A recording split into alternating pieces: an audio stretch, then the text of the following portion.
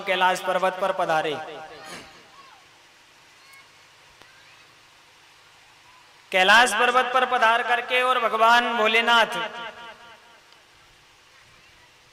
भगवान राम का स्मरण कर रहे थे, राम का स्मरण कर रहे थे। अब भोले बाबा पधारे, बैठ रहे, भगवान राम का स्मरण कर रहे हैं। तो उसी समय क्या होता है, कामदेव के मन में उत्कंठा जागती है भगवान भोलेनाथ की समाधि भंग करने की। जहां राम तहां काम नहीं, और जहां काम नहीं राम, और तुलसी कबहू न रह सके रवि रजनी एक ठाव।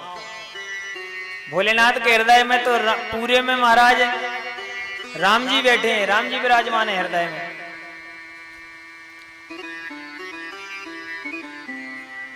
तो जब कामदेव आता है महाराज, तो अपने काम के बाणों का प्रहार भगवान भोलेनाथ के ऊपर करता है। तो भगवान राम जी ने कहा, मन में विचार किया, क्या बोले, जब तक हम इनके हृदय में विराजमान हैं तब तक काम का प्रभाव नहीं होगा। जब तक भगवान हृदय में विराजमान तब तक काम कुछ नहीं कर सकता है। तो बोले क्या करना पड़ेगा? भगवान सोचते हैं ये प्रभाव कैसे हटे। राम जी ने विचार किया, अपनी जो झांकी इनके अंदर है इसको गायब कर दो, लुप्त कर दो। भगवान राम ने अपनी झांकी भोले बाबा के हृदय से लुप्त कर दी। अंतर ध्यान भये असभासी शंकर सोई मूर्ति उर राखी। बोले जैसे ही कामदेव ने बाण चलाया, भगवान राम ने सोचा यदि मैं उनके हृदय से अंतर ध्यान नहीं होऊंगा तो क्या हो गया? बोले कामदेव का बाण निष्फल हो जाएगा। और जब कामदेव का बाण निष्फल हो जाएगा तो वह झूठा हो जाएगा। उनके हृदय से मैं अंतर ध्यान,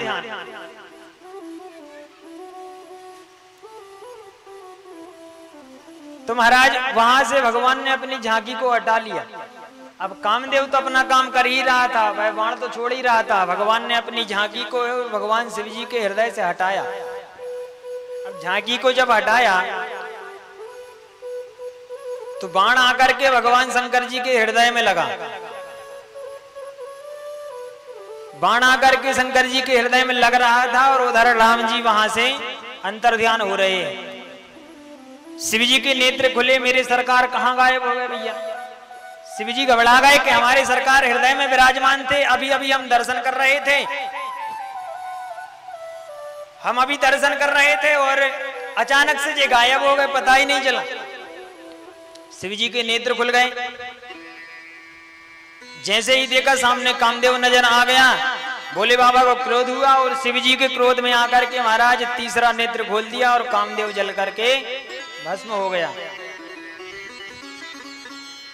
तब शिव तीसर नयन उघारा, चितवत काम भयो जरी छारा।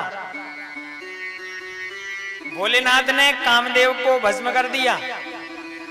आप सोच रहे होंगे महाराज कि कामदेव की गलती क्या थी जो भोले भगवान ने भस्म कर दिया?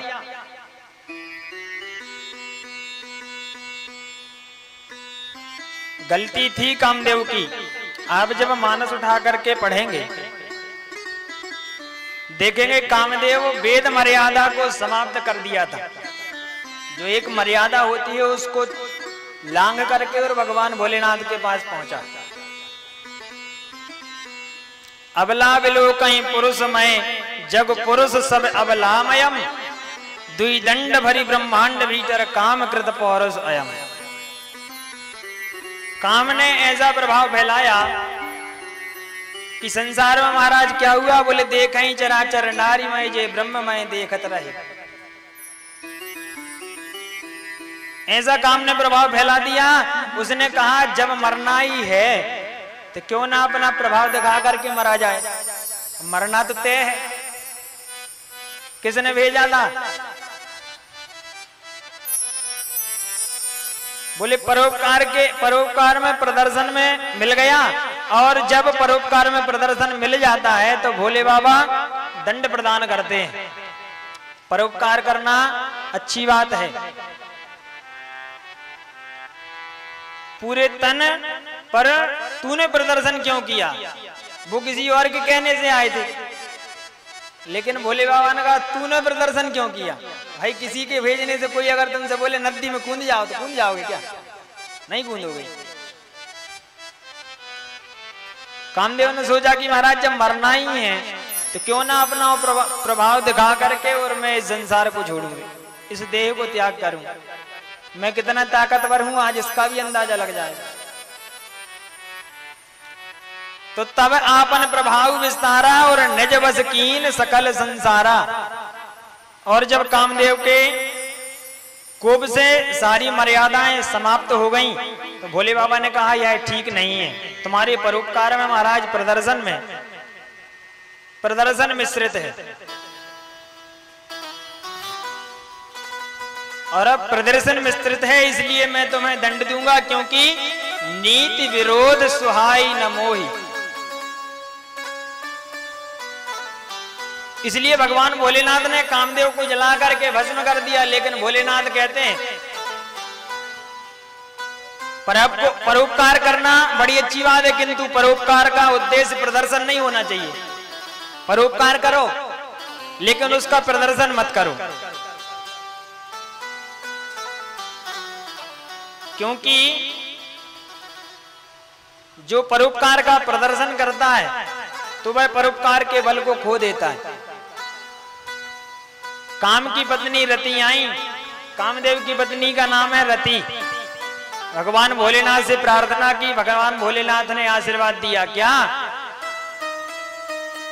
अरे जब यदुवंश कृष्ण अवतारा, जब यदुवंश कृष्ण अवतारा, हाँ हो यही हरण महामही भारा, हो यही हरण महामही भारा। हो कृष्ण तनय हो यही पति तोरा, कृष्ण तनय हो यही पति तोरा, कृष्ण तनय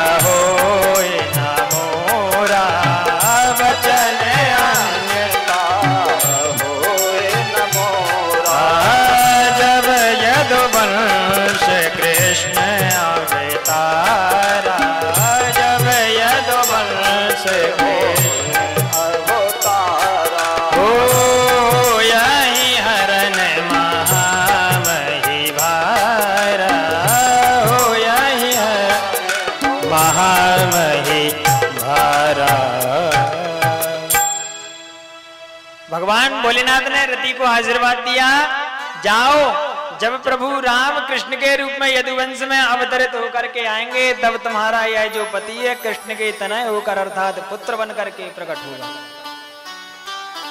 रति प्रसन्न होकर के चली गई। अब सारे